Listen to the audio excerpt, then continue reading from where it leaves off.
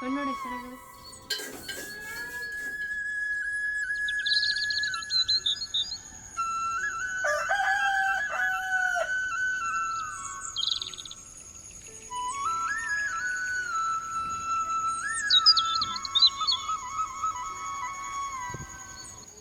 Hi all my beautiful viewers, welcome back to Pavithra's beauty vlog. ನಾನು ನಿಮ್ಮ ಪ್ರೀತಿಯ ಪವಿತ್ರ. ಇವತ್ತಿನ ವ್ಲಾಗ್ ಅಮ್ಮ ಮನೆಯಲ್ಲಿ ಅಮ್ಮನ ಒಂದು ರೀಪ್ಲೇಸನ್ನು ನಾನು ತೊಗೊಂಡಿದ್ದೀನಿ. ಅಮ್ಮ ಮಾಡೋ ಪ್ರತಿಯೊಂದು ಕೆಲಸನೂ ಕೂಡ ಇವತ್ತು ಅಮ್ಮಂಗೆ ರೆಸ್ಟ್ ಕೊಟ್ಟು ನಾನು ಮಾಡೋಣ ಅಂತ ಅಂದ್ಕೊಂಡಿದ್ದೀನಿ.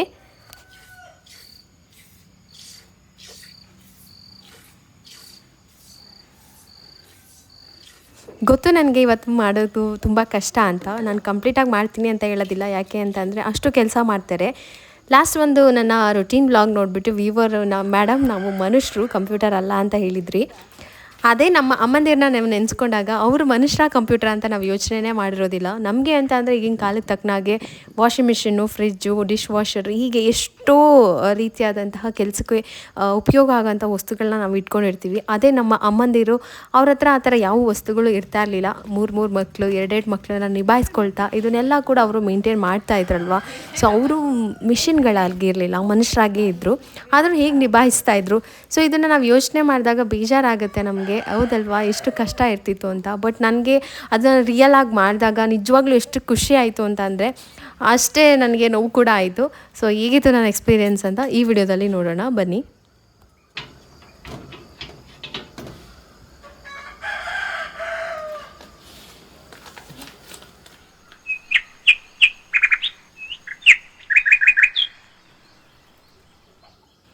ಅಮ್ಮ ಬೆಳಗ್ಗೆ 5 ಗಂಟೆಗೆ ಎದ್ದೇಳ್ತಾರೆ. ಎದ್ದ ತಕ್ಷಣ ಹೋಗಿ ಹಸು ಮುಖ ನೋಡಿ ಹಸುನೆಲ್ಲ ಹೊರಗಡೆ ಕಟ್ತಾರೆ. 3 ಹಸು ಇದಾವಲ್ಲ, ಹಾಲು ಕರೆಯೋ ಹಸುನ ಮಾತ್ರ ಅಲ್ಲೇ ಇಟ್ಬಿಟ್ಟು ಸಗಣಿ ಎಲ್ಲ ತೆಗೆದು ಹಾಕ್ತಾರೆ. ಅದಾದಮೇಲೆ ಹಾಲು ಕರೆದ್ಬಿಟ್ಟು 6 ಗಂಟೆ ಕರೆಕ್ಟಾಗಿ ಹಾಲನ್ನ ಡೈರಿಗೆ ತೊಗೊಂಡೋಗ್ತಾರೆ. ಸೊ ಇವತ್ತು ನಾನು ಕೂಡ ಅದನ್ನೇ ಮಾಡಿದೆ. ಬಟ್ ಹಾಲು ಕರೆಯೋದಕ್ಕೆ ಅಮ್ಮ ಕೂಡ ಹೆಲ್ಪ್ ಮಾಡಿದ್ರು. ವೆದರ್ ತುಂಬಾ ಚೆನ್ನಾಗಿತ್ತು.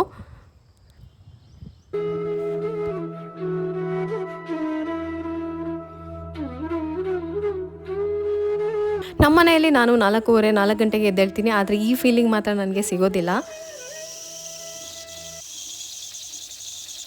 ಹಾಲನ್ನು ಅಮ್ಮನೇ ಬಿಸಿ ಮಾಡೋಕ್ಕಿಟ್ಟಿದ್ರು. ನಾನು ಬರೋಷ್ಟರಲ್ಲಿ ಕುಡಿಯೋದಕ್ಕೆ ನೀರು ಬಿಟ್ಟಿದ್ರು. ಅಮ್ಮ ಆಲ್ರೆಡಿ 2 ಬಿಂಗೆ ನೀರು ಕೂಡ ಹಿಡಿದ್ಬಿಟ್ಟಿದ್ರು. ಅಮ್ಮ ನಾನು ಹೆಲ್ಪ್ ಮಾಡ್ತೀನಿ ಅಂತ ಹೇಳಿದ್ದೀನಿ ಇವತ್ತೊಂದು ದಿನ ಅದು ನೀನು ರೆಸ್ಟ್ ಮಾಡು, ನಾನು ಮಾಡ್ತೀನಿ ಅಂತ ನಮ್ಮ ಅಮ್ಮಂಗೆ ಇಷ್ಟ ಹೇಳಿದ್ರು. ಅವ್ರ ಅಭ್ಯಾಸ ಆಗಿಬಿಟ್ಟಿದೆ ಎಲ್ಲ ಮಾಡಿ ಮಾಡಿ.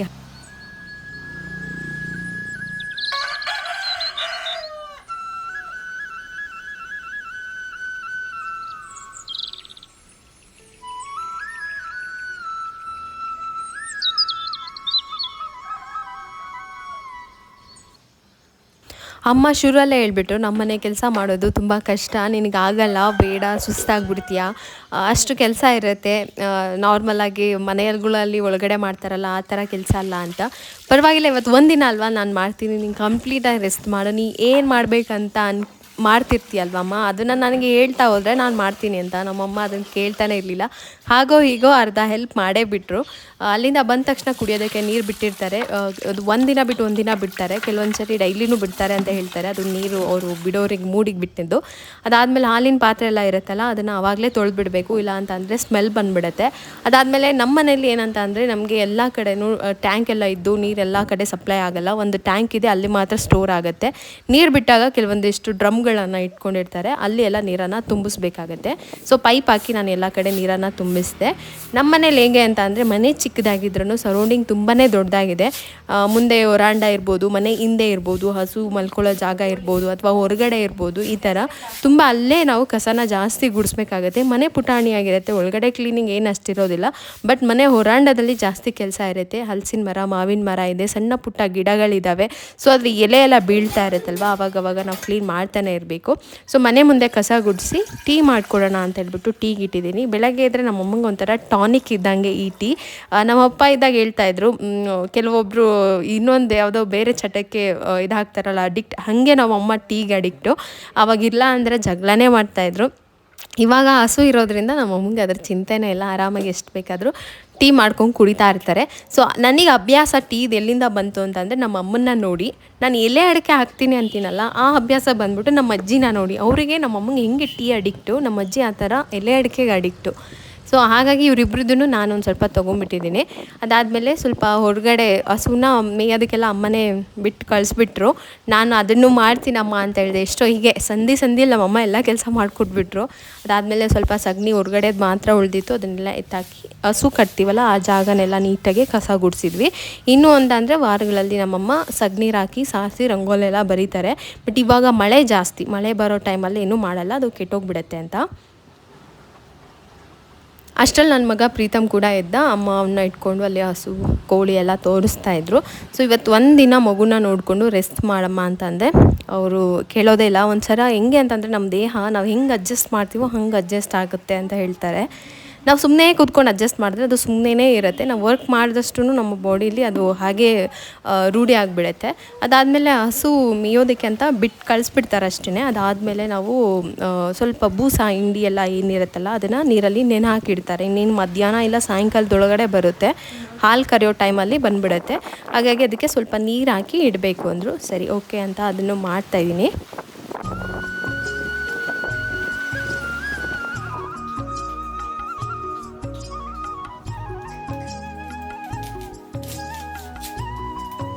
ನಮ್ಮಮ್ಮ ಹೇಗೆ ಅಂತಂದರೆ, ನಾನು ಅಮ್ಮ ಮನೆಗೆ ಹೋಗೋಕ್ಕೆ ಒಂದು 3-4 ದಿನ ಮುಂಚೆಗೇ ಹೇಳ್ಬಿಟ್ಟಿರ್ತೀನಿ, ಈ ವಾರ ಬರ್ತೀನಮ್ಮ ಶುಕ್ರವಾರ ಅಂತ ಹೇಳಿರ್ತೀನಿ.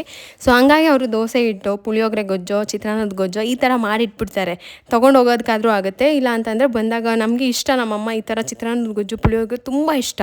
ಪುಳಿಯೋಗರೆ ಗೊಜ್ಜು ಮಾಡಿಟ್ಟಿದ್ರು, ಇದೇ ಆಗುತ್ತೆ ಬಿಸಿಯನ್ನ ಮಾಡ್ಕೊಂಡು ಊಟ ಮಾಡಿ ಅಂತ. ಇಲ್ಲ ಇವತ್ತು ನಾನು ಬ್ರೇಕ್ಫಾಸ್ಟ್ ಮಾಡಬೇಕು, ನೀನು ಪ್ರತಿದಿನ ಏನು ಮಾಡ್ತೀಯೋ ಅದನ್ನೆಲ್ಲ ನಾನು ಮಾಡಬೇಕಮ್ಮ ಅಂತಂದೆ. ಸೊ ಹಾಗಾಗಿ ಸರಿ ಉಪ್ಪಿಟ್ಟಾದರೂ ಮಾಡು ಅಂತ ಅಂದರು. ತರಕಾರಿ ಏನಿಲ್ಲ, ನಾವು ಸಬ್ಬಕ್ಕಿ ಸೊಪ್ಪಾಕಿ ಇವತ್ತು ಉಪ್ಪಿಟ್ಟು ಮಾಡ್ತಾಯಿದ್ದೀನಿ. ಅದರೊಳಗೂ ಟಿಪ್ಸ್ ಕೂಡ. ಬೇಗ ಸ್ವೀಟಾಗಿ ಹಿಂಗೆ ಆಡಿಸ್ಬೇಕು, ಅವಾಗ ದುಂಡು ಗುರ್ಕೊಳ್ಳುತ್ತೆ. ಒಂದೇ ಸಮಯ ಹಿಂಗೆ ಆಡಿಸ್ತಿರ್ಬೇಕು, ಕೆಂಪಳು ಆಗಬೇಕು. ಒಂದು ರವೆನೂ ಉರಿದಂಗೆ ಇರಬಾರ್ದು, ಅದರೊಳಗೆ ಎಲ್ಲ ರವೆನೂ ಹುರಿದಿರ್ಬೇಕು. ನಾವು ಮನೆಗೆ ಹೋದಾಗ ಅಡುಗೆ ಯಾಕೆ ಮಾಡಲ್ಲ ಅಂತಂದರೆ, ನಮ್ಮ ಅಮ್ಮನ ಕೈ ರುಚಿ ಅಷ್ಟು ಚೆನ್ನಾಗಿರುತ್ತೆ. ನಾವು ಮಾಡ್ಕೊಂಡು ತಿಂದು ನಮಗೆ ರೂಢಿ ಆಗಿಬಿಟ್ಟಿರುತ್ತಲ್ಲ. ಸೊ ಹಾಗಾಗಿ ನಾವು ಅಮ್ಮ ಮನೆಗೆ ಹೋದರೆ ಏನು ಬೇಕಾದರೂ ಮಾಡ್ತೀವಿ, ಅಡುಗೆ ಕೆಲಸ ಮಾತ್ರ ಮಾಡೋದಿಲ್ಲ. ನಾನಾಗಲಿ ನಮ್ಮ ಅಕ್ಕ ಆಗಲಿ. ಯಾಕೆಂದರೆ ನಮ್ಮ ಅಮ್ಮ ಮಾಡೋ ಊಟ ಮಾಡೋದು ಮಿಸ್ ಆಗಿಬಿಡುತ್ತಲ್ಲ ಅಂತ.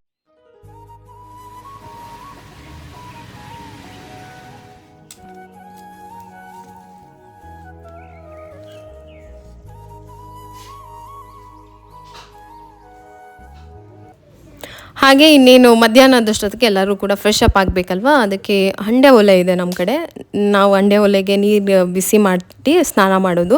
ಸೊ ಹಾಗಾಗಿ ಅದಕ್ಕೆ ಸೌದೆ ಎಲ್ಲ ಹಾಕಿ ಬಿಸಿ ಮಾಡ್ತಾಯಿದ್ವಿ. ನಮಗೆ ಚಿಕ್ಕ ಹುಡುಗರಲ್ಲಿ ಏನಪ್ಪ ಅಂತಂದರೆ, ಬೇಸಿಗೆಗಾಲದಲ್ಲಿ ಯಾರೂ ಹೋಗ್ತಾ ಇರಲಿಲ್ಲ. ಚಳಿಗಾಲದಲ್ಲಿ ಎಲ್ಲರೂ ನಾನು ಒಲೆಗೆ ಉರಿ ಹಾಕ್ತೀನಿ ಅಂತ ಹೇಳ್ಬಿಟ್ರೆ, ನಾವು 3 ಜನದಲ್ಲಿ ಅಕ್ಕ ನಾವೆಲ್ಲ ಬೆಚ್ಚಗಿರುತ್ತಲ್ಲ ಬಿಸಿ ಕಾಯಿಸ್ಬೋದು ಅಂತ ಹೋಗಿ ಅಲ್ಲಿ ಕುತ್ಕೊಂಡ್ಬಿಡ್ತಾಯಿದ್ವಿ. ಅದಾದಮೇಲೆ ಹಸು ಬರುತ್ತೆ ಮಧ್ಯಾಹ್ನ, ಏನಾದರೂ ಯಾರೂ ನೀರು ಕೊಟ್ಟಿಲ್ಲ ಅಂತ ಅಂದರೆ, ನೀರು ಸಿಕ್ಕಿಲ್ಲ ಅಂತ ಅಂದರೆ ಬರುತ್ತೆ. ನಾನು ನೀರು ಕರಿತಾ ಇದ್ದೀನಿ, ಬಂದು ನೀರು ಕುಡಿ ಅಂತ ಹೇಳ್ಬಿಟ್ಟು. ಆ ಮೂಕ ಪ್ರಾಣಿಗಳಿಗೂ ಎಷ್ಟು ಅಂತ ಅಂದರೆ, ನಮ್ಮ ಹಸುಗೆ ಹೆಸರು ಬಂದ್ಬಿಟ್ಟು ನಾನು ಪ್ರಗತಿ ಇಟ್ಟಿರೋದು ಹಂಸಿ ಅಂತ. ಹಂಸಿ ನೀವು ಕೇಳಿರ್ತೀರ, ಈ ಪುಣ್ಯಕೋಟಿ ಇಲ್ಲೆಲ್ಲ ಬರುತ್ತೆ. ಅಂದರೆ ಕೃಷ್ಣಂದೊಂದು ಸ್ಟೋರಿ ಬರ್ತಾಯಿತ್ತು ಚಿಕ್ಕ ಮಗುವಿನಲ್ಲಿ, ಆ ಒಂದು ಸ್ಟೋರಿಲಿ ಬರ್ತಾಯಿತ್ತು. ಅದೇ ನಮ್ಮಮ್ಮ ಹಂಸಿ ಬಾಯಿಲಿ ಅಂದ ತಕ್ಷಣ ಬಂದು ನೀರು ಕೊಡ್ಬಿಟ್ಟು ಹೋಯ್ತು. ನಾನು ಅದೇ ಹೇಳ್ತಾ ಇದ್ದೀನಿ, ನಾನು ಕರೆದ್ರೆ ಬಂದಿಲ್ಲ ಅಮ್ಮ, ನೀನು ಕರೆದ್ರೆ ಮಾತ್ರ ಬಂದು ನೀರು ಕೊಟ್ಬಿಟ್ಟು ಹೋಗ್ತಾ ಇದೆ ನೋಡು ಅಂತ.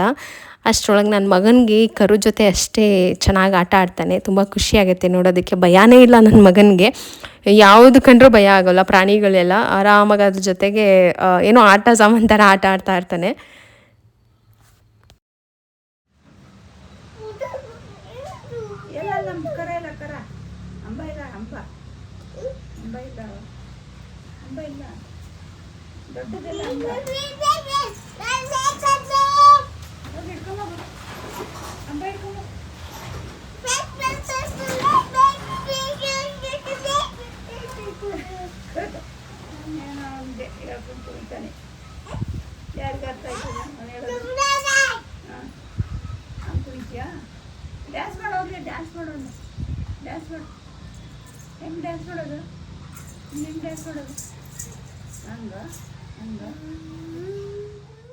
ಸೊ ಹೀಗೆ ಮಣ್ಣಲ್ಲೆಲ್ಲ ಆಟ ಆಡೋದಕ್ಕೆ ಬಿಡ್ತೀನಿ, ಬಿಸಿಲಲ್ಲೆಲ್ಲ ಕೂಡ ಆಟ ಆಡೋಕ್ಕೆ ಬಿಡ್ತೀನಿ. ಅಮ್ಮನ ಜೊತೆ ಸ್ವಲ್ಪ ಮಾತುಕತೆ ಆಯಿತು.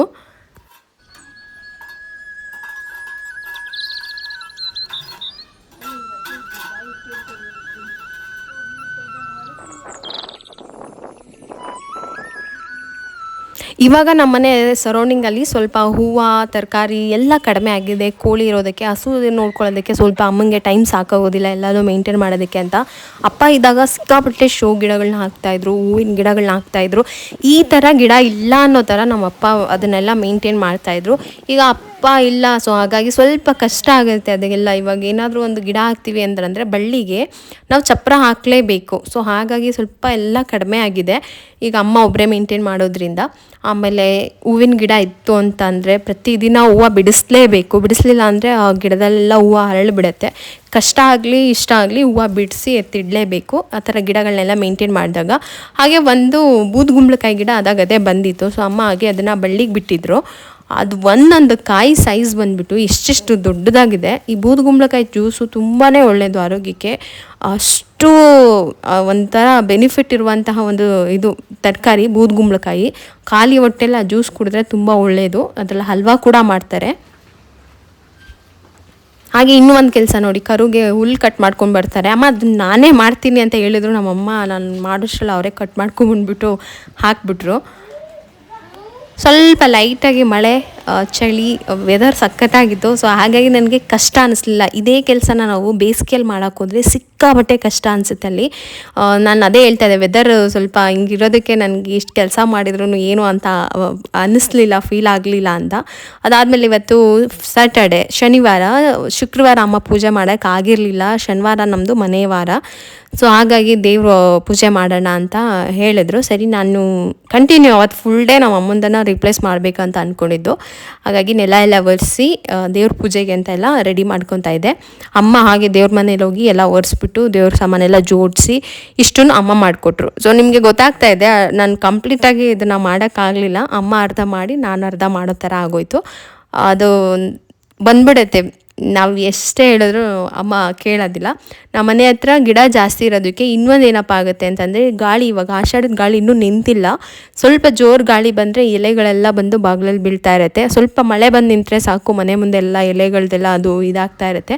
ಅವಾಗವಾಗ ಅದನ್ನೆಲ್ಲ ಕ್ಲೀನ್ ಮಾಡ್ತಾನೇ ಇರಬೇಕು.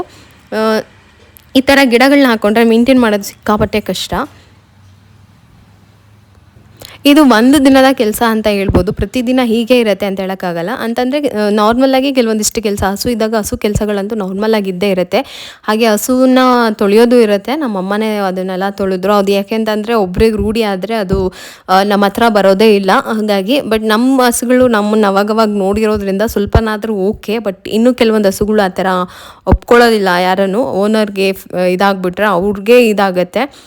ಸೊ ಹಾಗಾಗಿ ಅಷ್ಟು ಬಾಂಡಿಂಗ್ ಇದೆ ಮಾತ್ರ ನಮ್ಮ ಅಮ್ಮಂದು ಹಸುಗಳ್ದು. ಸೊ ಮನುಷ್ಯರ ಜೊತೆ ಹೇಗೆ ಮಾತಾಡ್ತಾರೋ, ನೀ ಎಲ್ಲೋಗಿದ್ದೆ, ಯಾಕೆ ಇಷ್ಟು ಲೇಟಾಗಿ ಬಂದೆ, ಈ ಥರ ಎಲ್ಲ ಮಾತಾಡ್ತಾ ಇರ್ತಾರೆ. ನನ್ನ ಮಗ ಫೋನಲ್ಲಿ ಅವ್ರ ಡ್ಯಾಡಿ ವಿಡಿಯೋ ಕಾಲ್ ಮಾಡಿದರು, ಮಾತಾಡ್ತಾ ಇದ್ದ.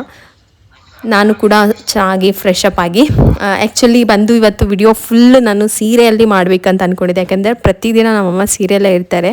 ಸೊ ಹೆಂಗೆ ಅವರು ಅದರಲ್ಲಿ ಕೆಲಸನ ಮೇಂಟೈನ್ ಮಾಡ್ತಾರೆ ಅಂತ ಇತ್ತು. ಬಟ್ ಗೊತ್ತಾಯಿತು ಅದು ತುಂಬ ಕಷ್ಟ ಆಗಲ್ಲ ಮಾಡೋದಕ್ಕೆ ಇಷ್ಟೊಂದೆಲ್ಲ ಅಂತ. ಯಾಕೆಂದರೆ ಅಭ್ಯಾಸ ಇಲ್ಲ ನಮಗೆ. ಏನಿದ್ರು ಸೀರೆ ಉಟ್ಕೊಂಡು ಸುಮ್ಮನೆ ನಿಂತ್ಕೊ ಅಂದರೆ ನಿಂತ್ಕೋಬೋದು ಅಷ್ಟೇ. ಈ ಥರ ಕೆಲಸ ಮಾಡೋದು ತುಂಬ ಕಷ್ಟ ನನಗೆ. ಹಾಗಾಗಿ ನಾನು ಓಕೆ ಇಲ್ಲ ಅಂದರೆ ಆಗಲ್ಲ ಅಂತ ಹೇಳ್ಬಿಟ್ಟು ಅಟ್ಲೀಸ್ಟ್ ಸಾಯಂಕಾಲ ಪೂಜೆ ಮಾಡೋ ಟೈಮ್ಗೆ ಹಾಕ್ಕೊಳ್ಳೋಣ, ಅದರಿಂದ ಮುಂದೆ ಕೆಲಸನ ಮಾಡ್ಕೊಳ್ಳೋಣ ಅಂತ ಅಂದ್ಕೊಂಡೆ.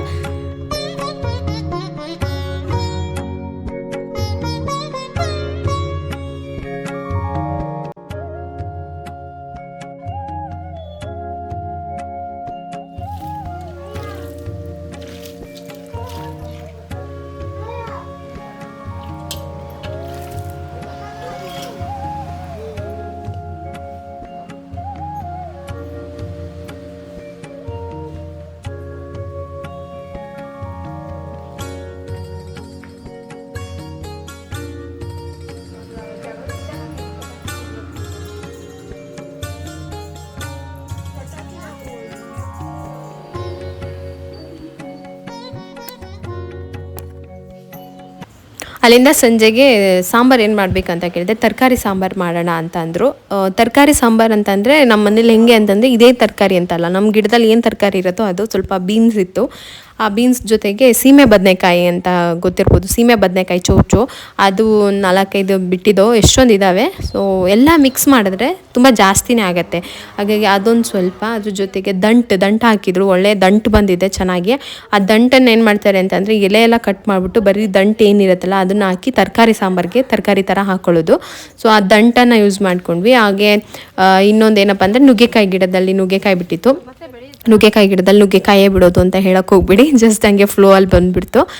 ನುಗ್ಗೆಕಾಯಿ ಒಂದು ಸ್ವಲ್ಪ ನುಗ್ಗೆಕಾಯಿ ಎಲ್ಲ ತೊಗೊಂಡು ಅದ್ರ ಜೊತೆಗೆ ಬದನೆಕಾಯಿ ಗಿಡದಲ್ಲಿ ಬದನೆಕಾಯೇ ಬಿಡೋದು, ಬದನೆಕಾಯಿ ಇತ್ತು. ಹೀಗೆ ಎಲ್ಲ ತರಕಾರಿನೂ ಮಿಕ್ಸ್ ಮಾಡಿಬಿಟ್ಟು ಅದಕ್ಕೆ ಸ್ವಲ್ಪ ಅವರೆಕಾಳು, ಎಲ್ಲ ತರಕಾರಿ, ಬೀನ್ಸು, ಈ ಥರ ನಮ್ಮ ತೋಟದಲ್ಲಿ ಏನೇನು ಸಿಗುತ್ತೋ ಅದನ್ನೆಲ್ಲ ಹಾಕಿ ಮಾಡ್ತಾರೆ. ಹಾಗೆ ಸೌತೆಕಾಯಿ ಗಿಡ ಹಾಕಿದ್ರು. ಸೌತೆಕಾಯಿ ಮಾತ್ರ ಸಿಕ್ಕಾಪಟ್ಟೆ ಟೇಸ್ಟಿಯಾಗಿತ್ತು. ಫ್ರೆಶ್ ಸೌತೆಕಾಯಿ ಫಸ್ಟ್ ಟೈಮ್ ನಾನು ತಿಂದಿರೋದು. ನಮಗೆ ಹೊರಗಡೆ ತರ್ತೀವಲ್ಲ ಅಲ್ಲಿಗೆ ಅಂತಲೇ ಸ್ವಲ್ಪ ತರಕಾರಿ ಕಟ್ ಮಾಡಿ ಇಲ್ಲೆಲ್ಲ ಹಾಕಿ ನಮ್ಗೆ ಶಾಪಲ್ಲಿ ನಮ್ಮ ಕೈ ಸಿಗೋಷ್ಟು ಸ್ವಲ್ಪ ದಿನ ಆಗ್ಬೋದು. ಹಾಗಾಗಿ ನಮಗೆ ಫ್ರೆಶ್ ಆಗಿ ಸಿಗೋದಿಲ್ಲ. ಇದು ಸಿಕ್ಕಾಪಟ್ಟೆ ಡಿಫ್ರೆಂಟ್ ಟೇಸ್ಟ್ ಇತ್ತು. ನಾನು ಫಸ್ಟ್ ಟೈಮ್ ಫ್ರೆಶ್ ಆಗಿ ತಿಂದಿರೋದು. ನಮ್ಮ ಮನೆಯಲ್ಲಿ ಅವಾಗ ಆಗ್ತಿದ್ರೆ ನಮಗೆ ನೆನಪಿಲ್ಲ. ಅದಾದಮೇಲೆ ಸಂಜೆ ಹಾಲು ಕರೆಯೋದಕ್ಕೆ ನನ್ನ ತಮ್ಮ ಹೆಲ್ಪ್ ಮಾಡ್ದೆ. ಇವತ್ತು ಹಾಲೆಲ್ಲ ನಾನೇ ಕರೆದಿರೋದು. ಅದಾದಮೇಲೆ ಸಂಜೆ ನಾನು ಹೋಗಿ ಡೈರಿಗೆ ಹಾಲು ಕೂಡ ಹಾಕಿ ಬಂದೆ. ಆ ವಿಡಿಯೋ ನಾನು ಮಾಡಿಲ್ಲ. 2 ಸಾರಿ ನಾನು ಮನೆಯಿಂದ ಡೈರಿಗೆ ಓಡಾಡಿರೋದಕ್ಕೆ ನನಗೆ ಫುಲ್ಲು ಕಾಲೆಲ್ಲ ಪೇಯ್ನ್ ಆಗಿಬಿಟ್ಟಿತ್ತು. ಅದಾದಮೇಲೆ ಹಾಲು ಕರೆದಿದ್ದಕ್ಕೆ ನನ್ನ ಅಂಗೈ ಎಲ್ಲ ಊದ್ಕೊಳ್ಳೋ ಥರ ಆಗಿತ್ತು. ನರ ಎಲ್ಲ ಅದು ಹಿಂಗೆ ಪ್ರೆಸ್ ಮಾಡಿ ಇದು ಮಾಡ್ತೀವಲ್ಲ, ಸೊ ಹಾಗಾಗಿ ಕೈಯೆಲ್ಲ ಫುಲ್ ಪೇಯ್ನ್ ಆಗಿಬಿಟ್ಟಿತ್ತು. ಅದಾದಮೇಲೆ ಸಂಜೆ ಬೇಡ ಅಡುಗೆ ಮಾಡೋದು, ನಾನು ಮಾಡ್ಕೋತೀನಿ, ನಿಮಗೆ ಫುಲ್ಲು ಅಷ್ಟೊತ್ತಿಗಾಗಲೇ ನಂದು ಬ್ಯಾಟ್ರಿ ಎನರ್ಜಿ ಏನಾಗಿತ್ತು, ಡೌನ್ ಆಗೋಗಿತ್ತು. ಇಲ್ಲಿ ನೀವು ನೋಡ್ತಾ ಇದ್ದೀರಲ್ಲ, ಅಷ್ಟು ಸುಲಭವಾಗಿರೋದಿಲ್ಲ, ಯಾಕೆಂದರೆ ಅದು ಡ್ಯೂರೇಷನ್ ತುಂಬ ತೊಗೊಳುತ್ತೆ. ಹಾಲು ಕರೆಯೋದೇ ನನಗೆ ಒಂದು ಅರ್ಧ ಗಂಟೆ ಮೇಲಾಗೋಯ್ತು. ಹಾಲು ತುಂಬಾ ಕಷ್ಟ ಹಾಲು ಕರೆಯೋದು. ನಾವು ಮನೆಗೆ ಯಾವಾಗ ಹೋದ್ರೂ ನಮ್ಮಮ್ಮ ಬಜ್ಜಿ, ಬೋಂಡ, ಪಾಯಸ, ಒಳ್ಳೆಯ ಊಟ ಏನಾದರೂ ಮಾಡ್ತಾನೆ ಇರ್ತಾರೆ. ಇಷ್ಟು ತರಕಾರಿ ಸಿಕ್ಕಿದ್ರೆ ಅದನ್ನೆಲ್ಲ ಹಾಕಿ ಪಲ್ಯ ಮಾಡೋದು, ಅದೆಲ್ಲ ಏನಾದರೂ ಬೆಳೆದಿರೋ ತರಕಾರಿ ಅಂತ, ಆಮೇಲೆ ಮನೆಯಲ್ಲೇ ಸಿಗುತ್ತೆ ಅಂತ ಹಲ್ಸಿನಣ್ಣು ಕಟ್ ಮಾಡೋದು, ಈ ಥರ ಏನಾದರೂ ಮಾಡ್ತಾನೆ ಇರ್ತಾರೆ. ಸೊ ಹಾಗಾಗಿ ನಾನು ಇವತ್ತೇನಾದರೂ ಸ್ಪೆಷಲಾಗಿ ಅಡುಗೆ ಮಾಡೋಣ ಅಂತ ಹೇಳ್ಬಿಟ್ಟು ಬಜ್ಜಿ ಮೆಣ್ಸಿಕಾಯಿ ಇತ್ತು, ಬಜ್ಜಿ ಮಾಡಿ ತರಕಾರಿ ಸಾಂಬಾರು ಮಾಡಿ ಹೆಸರುಬೇಳೆ ಮಾಡಬೇಕಂತಾನೆ ಸೌತೆಕಾಯಿ ಕಿತ್ಕೊಂಬಂದೆ. ನನಗೆ ಪಾಯಸ ಮಾಡೋಷ್ಟರಲ್ಲೇ ಫುಲ್ಲು ಎನರ್ಜಿ ಫುಲ್ಲಾಗಿ ಡ್ರೈನ್ ಆಗೋಯ್ತು. ಸೊ ಹಾಗಾಗಿ ಆಗಲ್ಲ ಅಂತ ಅಂದಿದ್ದಕ್ಕೆ ಸೌತೆಕಾಯಿ ಸುಮ್ಮನೆ ಕಟ್ ಮಾಡ್ಕೊಂಡು ತಿಂದ್ವಿ. ನಮ್ಮ ಅಮ್ಮ ನಾವು ಬಂದರೆ ಒಂದು ಕ್ಷಣ ನಿಲ್ಲೋದಿಲ್ಲ, ಮಾಡ್ತಾನೇ ಇರ್ತಾರೆ. ಅದು ಎನರ್ಜಿ ಎಲ್ಲಿ ಬರುತ್ತೆ ಅಂತ ಗೊತ್ತಿಲ್ಲ. ಅದೇನಂತ ನಾವು ಮಾಡೋಣ ಅಂತಂದರೆ, ಇಲ್ಲ ನಿಮ್ಮ ಮನೆಯಲ್ಲಿ ನೀವು ಬೆಳಗಿನ ಸಾಯಂಕಾಲ ತನಕ ಪ್ರತಿದಿನ ಅಲ್ಲಿ ಮಾಡ್ತೀರಾ, ಮತ್ತೆ ಬಂದು ಇಲ್ಲೂ ಮಾಡ್ತೀರಾ, ಬೇಡ ನೀವು ಇಲ್ಲಿ ಬಂದಾಗ ರೆಸ್ಟ್ ಮಾಡಿ, ಇದೇ ನಮ್ಮ ಅಮ್ಮನ ಮಾತು ಯಾವಾಗ್ಲೂ. ನಾವು ಕಷ್ಟ ನಮ್ಮ ಅಮ್ಮನ ಕಷ್ಟ ಅಂತ ಹೇಳ್ತೀವಿ ಅಷ್ಟೇ, ಬಟ್ ಅವ್ರ ಕಷ್ಟನ ನಮ್ಮ ಒಂದಿನೂ ಅದನ್ನು ಶೇರ್ ಮಾಡ್ಕೊಳ್ಳೋದೇ ಇಲ್ಲ ಅಲ್ವಾ. ಸೊ ಹೀಗೇನೆ ಪ್ರತಿಯೊಬ್ಬರೂ ಈಗ ಹೆಂಗಿದೆ ಅಂತ ಅಂದರೆ ರೂಲ್ಸೇ ಹಾಗೆ, ಹೆಣ್ಮಗಳನ್ನ ಮದುವೆ ಮಾಡಿಕೊಟ್ಮೇಲೆ ಅವ್ರ ಮನೇಲಿ ಎಲ್ಲ ಕೆಲಸನೂ ಮಾಡಬೇಕು. ಅದೇ ಅಳಿಯ ಅಂತ ಬಂದಮೇಲೆ ಅವ್ರು ಬಂದು ಅಮ್ಮನ ಮನೇಲಿ ಏನೂ ಕೆಲಸ ಮಾಡೋ ಹೋಗಿಲ್ಲ. ಅಲ್ಲಿ ಬರಬೇಕಂತಂದ್ರೇ ಎಷ್ಟೊಂದು ಪರ್ಮಿಷನ್ ತೊಗೊಂಡು ಇವ್ರನ್ನ ಕೇಳಿ ನಾವು 20 ವರ್ಷ ಹೆಣ್ಮಕ್ಳನ್ನ ಸಾಕಿ ಒಬ್ಬರು ಮನೆಗೆ ಕೊಟ್ಟು ಅವ್ರು ನಮ್ಮ ಮನೆಗೆ ಬರಬೇಕಂದ್ರೆ ಪರ್ಮಿಷನ್ ತೊಗೋಬೇಕು.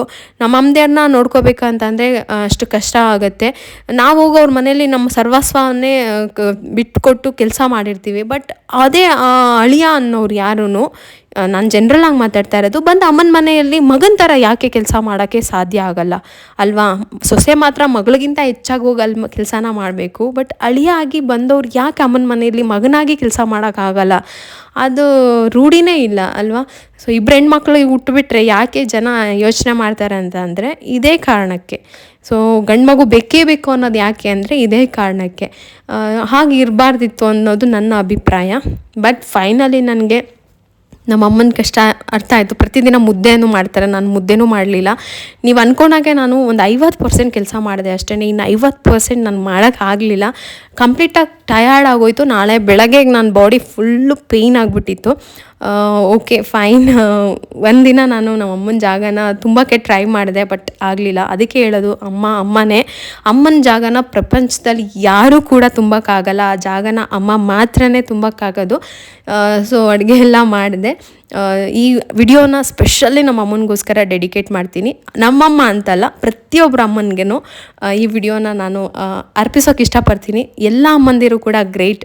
ಎಲ್ಲ ಅಮ್ಮಂದಿರಿಗೂ ಒಂದು ದೊಡ್ಡ ಸಲ್ಯೂಟ್ ಹೇಳ್ತೀನಿ. ಅಮ್ಮ ಅನ್ನೋ ಜಾಗನ ಆ ಒಂದು ಹೆಸರನ್ನ, ಆ ಸ್ಥಾನನ ತೊಗೊಂಡ್ಮೇಲೆ ಖಂಡಿತ ಅದನ್ನು ಫುಲ್ಫಿಲ್ ಮಾಡೇ ಮಾಡ್ತಾರೆ ತಾಯಂದಿರು. ಸೊ ಈ ವಿಡಿಯೋ ನಿಮ್ಗೆ ಇಷ್ಟ ಆಗಿದೆ ಅಂತ ಅನ್ಕೋತೀನಿ. ಸಿಗ್ತೀನಿ ನೆಕ್ಸ್ಟ್ ಬ್ಲಾಗಲ್ಲಿ. Take care, bye, love you all ಅಮ್ಮಾಸ್. ಹಾಗೆ ವಿಡಿಯೋ ಕೊನೆಯಲ್ಲಿ ಒಂದು ಮಾತು ಹೇಳೋದಕ್ಕೆ ಇಷ್ಟಪಡ್ತೀನಿ. ತುಂಬ ಜನ ಮಕ್ಕಳು ಅಪ್ಪ ಅಮ್ಮ ನಮಗೆ ಏನು ಆಸ್ತಿ ಸಂಪಾದನೆ ಮಾಡಿಕೊಟ್ಟಿದ್ದಾರೆ, ನಮಗೇನು ಸಂಪಾದನೆ ಮಾಡಿಕೊಟ್ಟಿಲ್ಲ ಅಂತ ಯೋಚನೆ ಮಾಡ್ತಾ ಇರ್ತಾರೆ.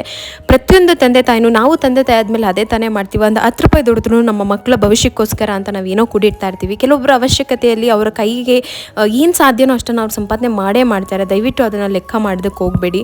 ಅವ್ರು ನಮಗೆ ಜೀವ ಕೊಟ್ಟಿದ್ದಾರಲ್ಲ, ಇದೇ ಒಂದು ದೊಡ್ಡ ಆಸ್ತಿ. ಇದಕ್ಕಿಂತ ದೊಡ್ಡ ಆಸ್ತಿ ಬೇಕಾ? ಈ ಆಸ್ತಿಯಿಂದ ನಾವು ಎಷ್ಟು ದೊಡ್ಡ ಆಸ್ತಿ ಬೇಕಾದ್ರೂ ಸಂಪಾದನೆ ಮಾಡ್ಬೋದು. ಆದರೆ ತಂದೆ ತಾಯಿನ ಮತ್ತೆ ಸಂಪಾದನೆ ಮಾಡೋಕ್ಕಾಗಲ್ಲ. ನಾನೀಗ ತಾಯಿ ಆದಮೇಲೆ ನನ್ನ ಮಗುನ ಎತ್ಕೊಳ್ಳೋದು, ಆಟಾಡ್ಸೋದು, ನಮ್ಮಮ್ಮನೇ ನೆನಪಾಗ್ತಾರೆ ನನ್ನನ್ನು ಹೀಗೆ ಮಾಡಿದ್ರೇನೋ ಅಂತ. ಸೊ ಹಾಗಾಗಿ ನಮಗೆ ಆಸ್ತಿಗಿಂತ ಅಪ್ಪ ಅಮ್ಮನೇ ಮುಖ್ಯ. ಆಸ್ತಿ ಸಂಪಾದನೆ ಮಾಡ್ಬೋದು, ಅಪ್ಪ ಅಮ್ಮನ ಸಂಪಾದನೆ ಮಾಡೋದಕ್ಕಾಗಲ್ಲ. ಆ ಪ್ರೀತಿನ ಬೇರೆ ಯಾರು ಕೂಡ ಕೊಡೋಕ್ಕಾಗಲ್ಲ. ನೀವು ಊಹೆ ಸಹ ಮಾಡೋಕ್ಕಾಗಲ್ಲ. ನೀವು ಅನ್ಕೋಬೋದು ಬೇರೆ ಯಾರೋ ಆ ಪ್ರೀತಿನ ತುಂಬ್ತಾರೆ ಅಂತ, ಸಾಧ್ಯನೇ ಇಲ್ಲ. ಅದು ತಂದೆ ತಾಯಿನೇ ಕೊಡಬೇಕು. ಎಲ್ಲರೂ ಅಪ್ಪ ಅಮ್ಮನ ಚೆನ್ನಾಗಿ ನೋಡ್ಕೊಳ್ಳಿ. ಅಷ್ಟೇ ಈ ವಿಡಿಯೋ ಮುಖಾಂತರ ಕೇಳೋದು.